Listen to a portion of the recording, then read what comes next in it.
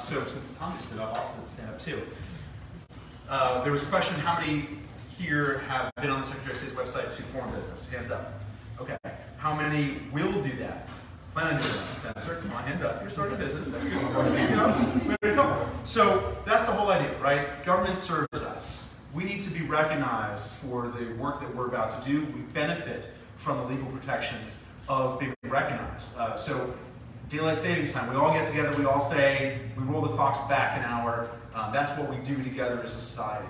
And what the Secretary of State's office does is essentially recognize the organization that you are building as both a for-profit or as a nonprofit. When we think about the many nonprofits that serve our communities, they feed the hungry, clothe the poor, and shelter the homeless. So they're an integral part of the customer base of the Secretary of State's office as well.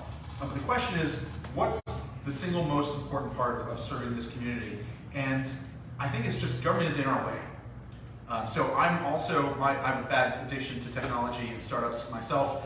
So I founded my own VR tech company here in Indiana. I've been in your shoes. I know what it's like to go through the Secretary of State's office, and I'm sitting there, I'm focused on my employees, my cash flow, my payroll, my marketing, my competition, all the things that I care about as an entrepreneur and CEO and co-founder. The things that I don't care about are the stack of paperwork that I have to do for the state. And that comes last. And when it comes last, it means I'm often looking at it Saturday night when they're closed. So one of the things I'm going to do for the office is take government and live where you live. How can I increase customer support so that way I can serve you in the time and place that you need it? So that means, I see a sign of yes, right? Is that good? Okay, see, right? That's good. Not just Monday to Friday from 8 to 4 and less because Betsy's on lunch, right? Where do you live that we can come and serve you? So that means after hours, that means weekends, and that probably means text messaging because it's a lot easier to fire off a text message. The other thing that I want to do with this division of the Secretary of State's office is what you would do for your customers. It's called customer service, right? Retention, how we serve the people who pay our salaries. And that model looks a lot like having a designated account representative.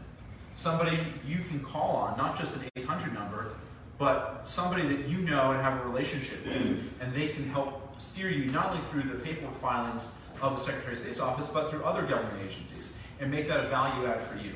So if we take the for-profit customer service model that we all know and live in every day, and hold government accountable in that same way, I think we're going to have a much better result.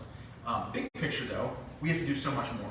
We have to have clarity and a welcoming environment around businesses. And this is about leadership. This is about working with the General Assembly, working with the Governor's Office, and making sure that we have clarity for emerging markets like hemp. I know there are a couple of hemp companies here. I see some nods. We should have clarity around cryptocurrency and around banking, around cannabis products, right? So there are all these things to rely together. Autonomous vehicles, chip manufacturing. Think about all these emerging industries that we can welcome and grow here. Anybody here come from farm family, farm background, grew up on a farm? Okay, right? Oh, yeah, sure, right. Familiarity. We're in Southern Indiana. Who doesn't know? Who here hasn't seen corn or soy, right? All right, good. So we all know that certain soils grow certain crops. Sandy soil doesn't grow corn, for instance. But what we have in Indiana is a rich and fertile soil of human talent. And we do that really well. So let's get government out of the way so that we can grow some really exciting things. So thank you, Jeff.